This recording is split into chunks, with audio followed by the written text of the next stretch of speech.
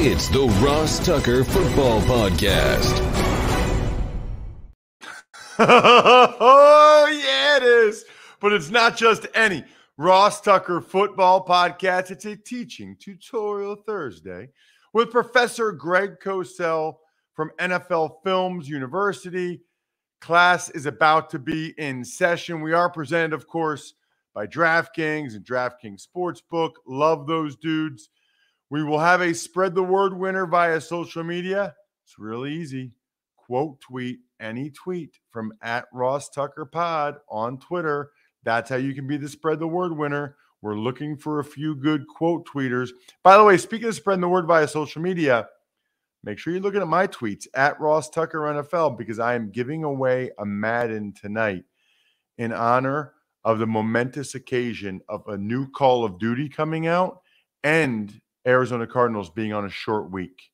This is like happens very, very rarely. Sponsor confirmation email winner. So many good sponsors we have now. Masterworks, Simply Safe. How about just buying some Labatt Blue Light? Text me a picture of that or email it to me. Ross@rosstucker.com. I would love that. It'd be a great way to win. Just buy yourself a little Labatt Blue Light. YouTube shout out. Love giving that. YouTube.com/RossTuckerNFL. Just hit the thumbs up. Make a comment. You have a great chance to win because I see the comments, every one that comes through, and I reply to some of them, and I see if it's somebody new. Speaking of shout-outs, Josh Denny.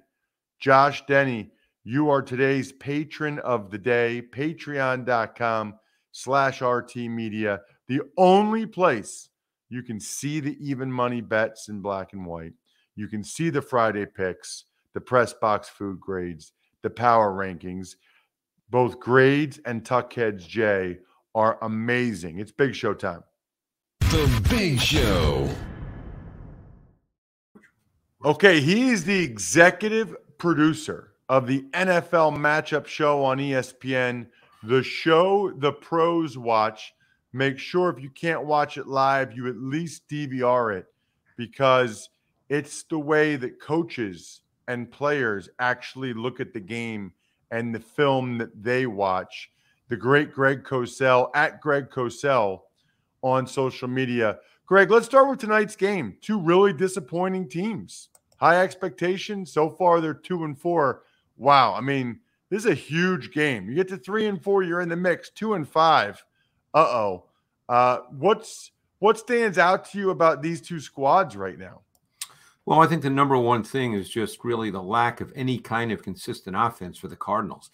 They did not score an offensive touchdown a week ago, but even prior to that, Ross, you watch their tape and you just don't get a feel for any kind of rhythm to what they're doing. And again, they have a plan. I'm not sitting here. You know me well enough, and hopefully people listening know I don't rip coaches.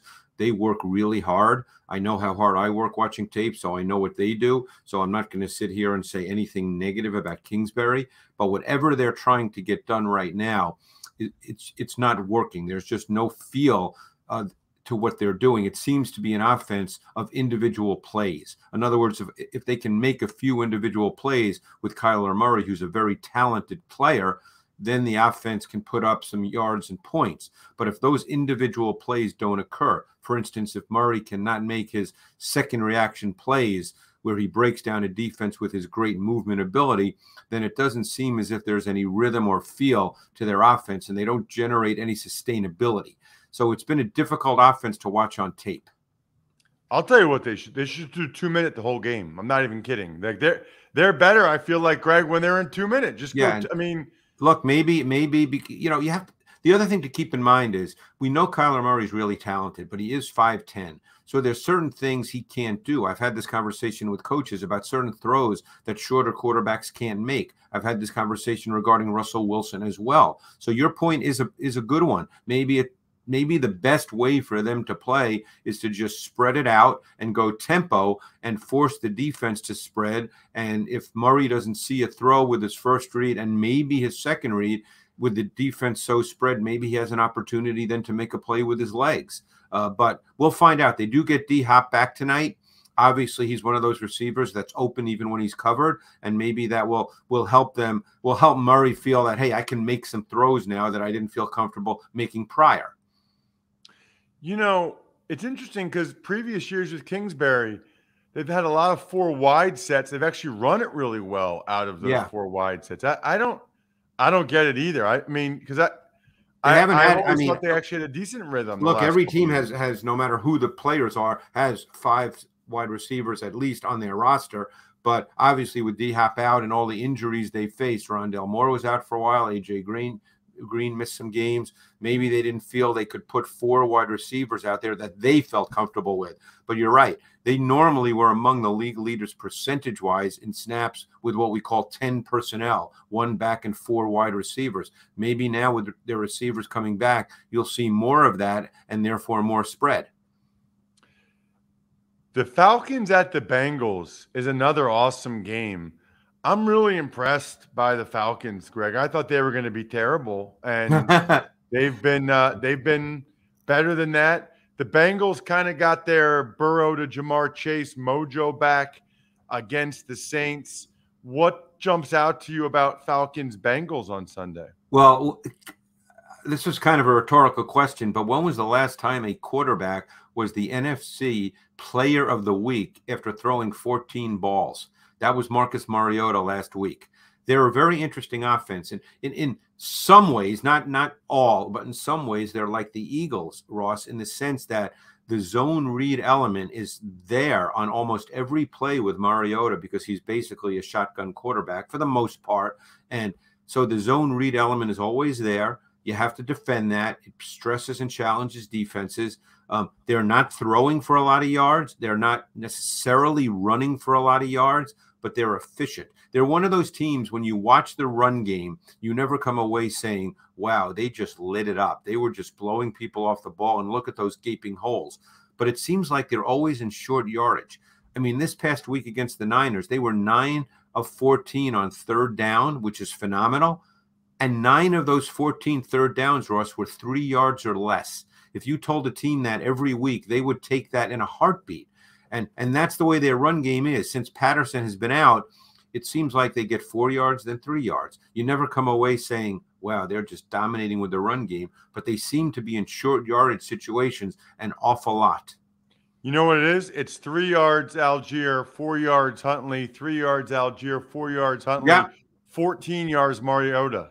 Yeah. That's what it is. He'll pull it, and he'll get 12 yards. Yeah, he had his own read run this week against the Niners for 20 yards. That was actually a big play in the game. And also, he does have that second reaction ability. One could argue the biggest play in the game last week against the Niners was a 3rd and 13 where he pulled it and ran for 15. And I believe the game was tied at that point, 14-14. That was gigantic, yes. Yeah, so, I mean, he's capable of those things. And they don't throw it a ton, but you know, fantasy people, I'm sure, and I know you do fantasy stuff, Ross, would love to see them throw it more so Pitts and London could put up bigger numbers, but that's not really the way they're playing. And their defense is played better than people probably thought going into the season because Dean Pease is their D coordinator. He's been doing this a long time, and not much gets past him. Giants and the Jags is another matchup that intrigues me. I'm shocked that the Jags are favored in this one, the way the Giants have been playing. What have you noticed, if anything, from these teams? You know, again, we don't know what the future holds, and that's an important point to make because sometimes when you say a player's playing well and then he has a bad game, people think, oh, you're an idiot. But as we speak today, Daniel Jones has played very efficient and effective football. The O-line is still a work in progress. The rookie right tackle, Neal, has his ups and downs, as you well know. Their receiving core is a bunch of guys relative to NFL teams. And Daniel Jones has been very, very good on third down. You know, I did a deep dive on Jones this summer from last year, and I came away feeling he was very good on third down last year. And this year, he's been very, very good, very efficient. He hits critical third downs. He stands and delivers. And while the numbers aren't big, you know, he doesn't throw for 300 yards. They're not built that way because the receiving core would not probably allow that. And they do have Saquon Barkley, who's been very good. Jones has been a very effective player in critical situations. And while the Giants don't put up a ton of yards and a ton of offensive points, Jones makes throws when they matter. And another team with a really good defensive coordinator in Wink Martindale, who, again, has been around the block and does really good things to keep the game together so that the Giants are in the game in the third and fourth quarter. I'm quite sure I'm not the only person to ask you this, Greg. I'm sure you get asked it on any media appearance you make. What are you seeing from the Packers? What's going on there? What do you think Aaron Rodgers means when he says they need to simplify things? What's going on? Yeah, I don't know what he means by simplify things, but I think there are a lot of issues that show up on tape. I think their offensive line has been an issue both in terms of assignment execution and in individual one-on-one execution. That's been a definite concern. Rodgers in this past game missed some vertical throws that he normally makes. And when your margin for error starts to drop, then those throws become magnified. They've not been able to run the ball with the consistency that they would like, and that is a function of their O-line as well. So there's, as is always the case, Ross, you know this from having played in the league. When things are not going well, it's rarely one thing, and everybody wants it to be one thing, and it's never like that. So it's, and they happen to play a Jets team this past week that is really good on defense. Their front six, when they're in their nickel, is a really good group. It's athletic. It's fast. They're schematically good with a lot of games and stunts.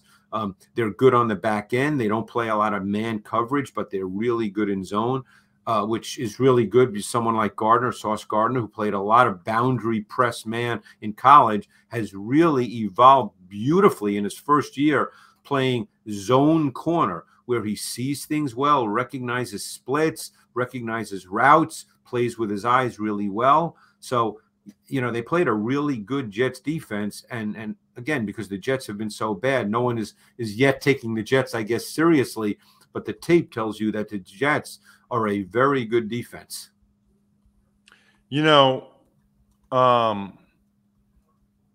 They got a bunch of guys. Like Quincy Williams does not mess around. People don't know him. Fast. That kid is fast and physical, and he's not playing.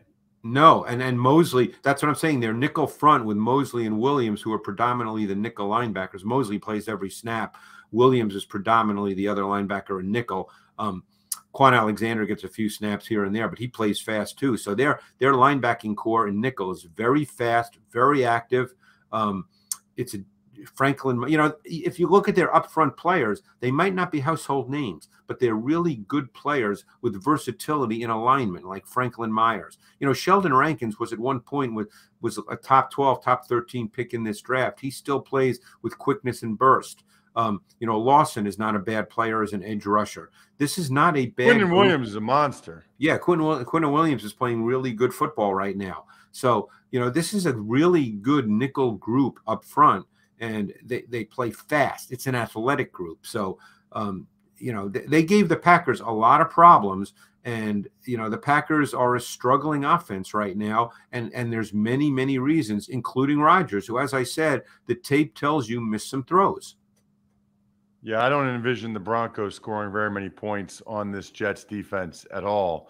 What about, I guess, Greg, maybe the game of the day, the Chiefs at the Niners? Niners are pretty beat up. Chiefs coming off that Bills game, the Super Bowl rematch from a few years ago. Yeah, that's right. It wasn't that long ago. I remember being at that game. That was a good Super Bowl. The Niners are an interesting team. They've got a ton of injuries on defense, although they might get some people back from what I'm reading.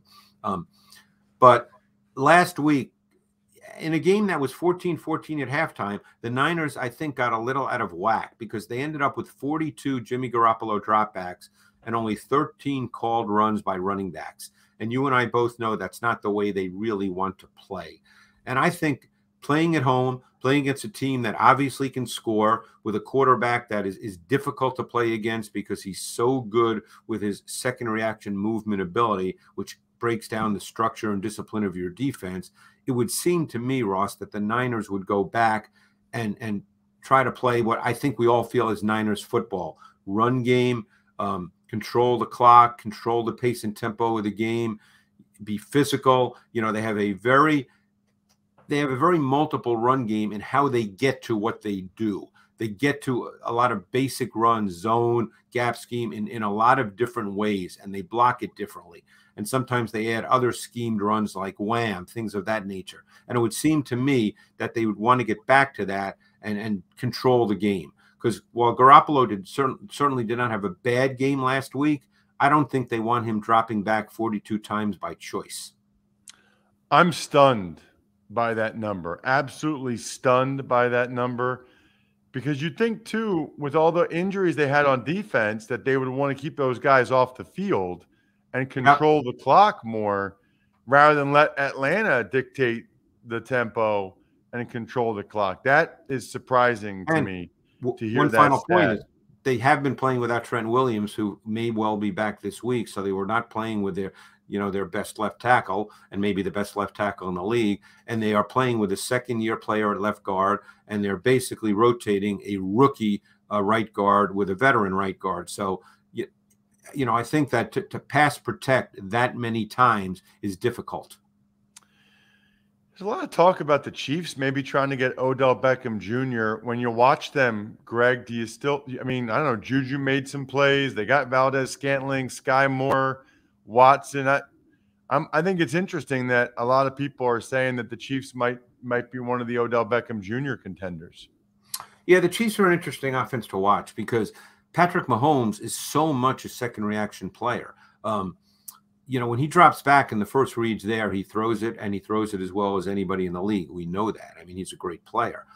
But when I watch that offense, sometimes I wonder if his movement is now becoming a habit.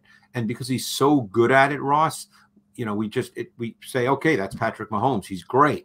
But sometimes I feel like he drops back, and if the throw's not immediately there, he moves, whether there's pressure or not. And very often there's not.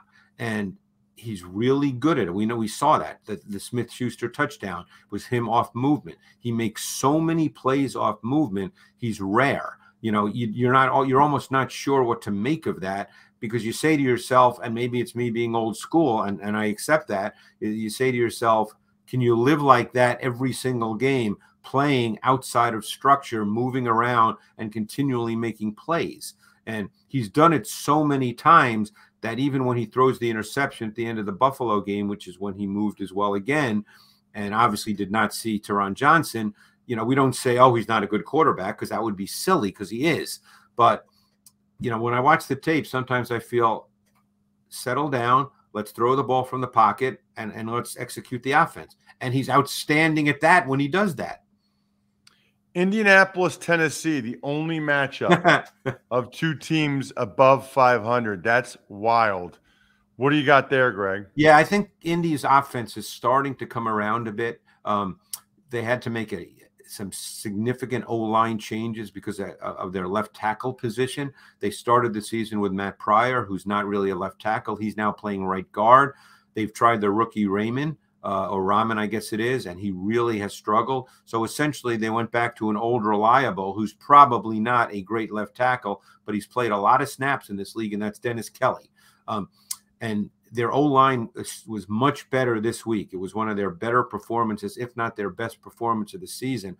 And let's remember, the Colts are not being talked about, but Ross, they have some major size at their skill positions. They've got three wide receivers who are all over 6'1", 6'2", 6'3", 6'4". They've got Jelani Woods, now the rookie from Virginia, playing a lot of snaps. He's 6'7". They've got Mo Alley Cox, who's 6'6". This is a skill position group that presents some problems because of their size. And Matt Ryan, he's a veteran quarterback. He throws the ball. He's not afraid to turn it loose. So it's going to be interesting if their O-line can hold up, if this offense really starts to evolve and become a pretty good offense, and they will get Jonathan Taylor back. Last game, Greg. Seattle against the Chargers, Seahawks, Chargers, anything?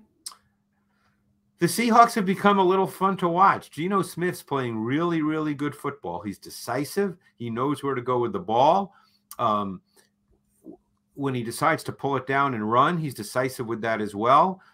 They're a run team, really. And Kenneth Walker, he looked very good this past week, and he'll be the guy now with Penny out for the season. He's got tremendous lateral quickness and explosiveness, great stop and start ability. He can reaccelerate. This is actually an intriguing offense because we know they have weapons in Metcalf and Lockett. They play a ton out of multiple tight end sets, and Smith throwing the ball out of multiple tight end sets. The numbers are off the charts. So they're kind of an under the radar offense that's going to be, I think, a little interesting over the next number of weeks. I love it. I've been enjoying that as well. Surprised, like all of us, but they got something going there. You always have something going, Greg. Appreciate it. At Greg Cosell on social media. Follow this man so you can know everything he's up to. Thank you. Thanks, Ross. It is a masterclass every week with Greg. Speaking of masterclass, how about LeBron James? LeBron just joined the Billionaire Club, and he didn't just do it with shoe deals and soda commercials. To have a net worth of $1 billion, it's because he's an awesome entrepreneur. He sees opportunities where others don't. And right now, he's moving into a market with a global value of $1.7 trillion. How do you get in on that? It's called Masterworks. They've already got over 500,000 members on their platform, and demand has gotten so high there's actually a wait list. But you guys, my listeners, get priority access. So you can skip it just by going to masterworks.com. Use promo code Ross. That's masterworks.com, promo code Ross. See important Regulation A disclosures at masterworks.com/CD. Tuck's Takes. Hi, Ross. Good morning. I got a game tonight featuring two teams, high expectations, that are both desperate for wins. That's the Cardinals hosting the New Orleans Saints. Who do you like and why? Is that the only take that got sent over to you, Bri? Yes, it is. Oh, that's on me. Forgot to send you the most recent copy. I will get into that game. I got a couple other things I can talk about then, but I will talk about that game. I have no idea, to be honest with you. I have no idea. We don't even know who the Saints quarterback is going to be in this game. I guess I'll take the Cardinals because they're playing at home on a short week, because they're going to need DeAndre Hopkins back, even though Hollywood Brown's been excellent, and because the Saints still have a bunch of guys out. Michael Thomas, Jarvis Landry. I mean, the Saints are still pretty beat up. I don't envision a ton of points from either one of these teams, the way their offenses have played. I don't know, man. 20-17 Cardinals. I think the Cardinals are still favored. Don't feel great about it. I'll go 20-17 Cardinals will be my guess, but it's not one that I feel awesome about. Just out of curiosity, I'm going to look right now and see how much it would cost to go to this game tonight on the Game Time app. $38. $38. You can go to tonight's game, which is at 5:15, by the way, in Arizona, if you're out there. So do what I did. Download the Game Time app, create an account, and redeem code Ross for $20 off your first purchase. So actually, you can go to tonight's Saints-Cardinals game for $18. Again, that's Ross for $20 off your first purchase. Terms apply, of course. Download Game Time, last-minute tickets, lowest price guaranteed, and checkout takes less than 30 seconds. Code Ross on the Game Time app. That's amazing. That is awesome that you could go to tonight's NFL awesome game for $18. Love it. Some other news, Bri, that evidently I didn't send you. Sam Darnold designated to return from IR for the Panthers. Sammy Watkins, the receiver, activated from IR for the Packers. I think Watkins will help Aaron Rodgers clearly liked him the first couple games, so that will be a help to get Sammy Watkins back for sure. And Darnold, probably just a matter of time before he's starting for Carolina. Unless PJ Walker plays better, they're going to put Darnold out there. Wilkes is trying to keep that head job. Doesn't have much of a shot, but he's going to try to keep it. And his only shot is if Darnold starts to play well and win some games for him. Speaking of guys that are going to start, Broncos running back Melvin Gordon and Chargers cornerback J.C. Jackson, both of whom, by the way, got benched on Monday night, are both slated to start for their teams on Sunday. Jackson got benched for performance, but he's been playing, they're paying him so much, they got to try to figure it out with him. I mean, they got to try to make it work. He says he's first guy there now, last guy to leave. Got to figure something out. And then Melvin Gordon, J.C. Jackson feels like a guy that after next season will go back to New England on a much reduced contract. That's what J.C. Jackson feels like to me. As for Melvin Gordon, I don't know why he didn't play in the second half. Joe Dolan and I talked about this a lot on the Fantasy Feast podcast. It's wild. Gordon was getting all the touches, or a lot of them, when they had Javonte Williams. Now Javonte Williams is hurt, and now they bench Gordon? It is bizarre.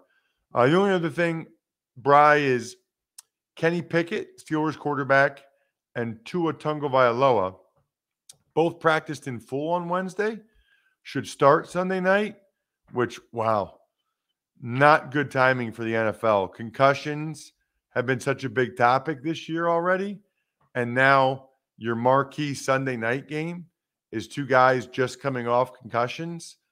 First game back from the concussion protocol.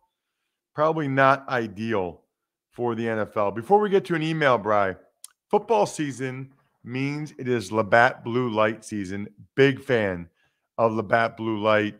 That became my go-to beer in Buffalo, and now it's still probably my favorite light beer. There's no better way to watch your team on game day than with the pristine Canadian goodness of a cold Labatt Blue Light in hand.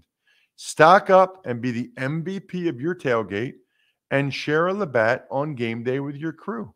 Always enjoy responsibly. Beer 2022 Labatt USA, Buffalo, New York, all rights reserved. Registered U.S. trademark of Labatt Brewing Company. Let's do an email, Brian. Ever wanted to ask an NFL player a question? Well, here's your chance. It's time to Ask Ross. Email address is ross@rosstucker.com. You can also DM @RossTuckerPod with your question. So you can either email me, ross@rosstucker.com. After you take advantage of a sponsor, you go right to the top, or you can DM @RossTuckerPod. What do you got, Brian? Hey, Ross, had a chance to play football in Canada after high school, and we played by CFL rules. And one of my favorite rules was whichever team touches the ball last before it goes out of bounds on a fumble or an onside kick, that team possesses the ball. And I think the NFL should adopt this rule, if not, at least for onside kicks.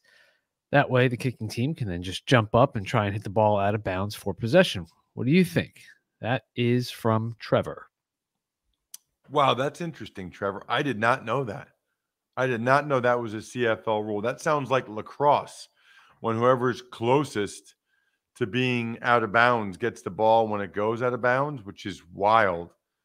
That's a really, to me, strange rule. But obviously, if it's the way it's always been, that's what you're used to. They couldn't jump up and try to hit the ball out of bounds for possession, Trevor, on an onside kick because it has to go 10 yards. So unless you're talking about like the crazy high second hop, 10 yards down the field, but that doesn't really happen because usually you get it when there's a big second hop and the guy fumbles it. Nowadays, it's pretty rare that a kicking team guy is actually in the mix. That would certainly make it more interesting on onside kicks or fumbles, Trevor, for sure. But I don't see that happening anytime soon.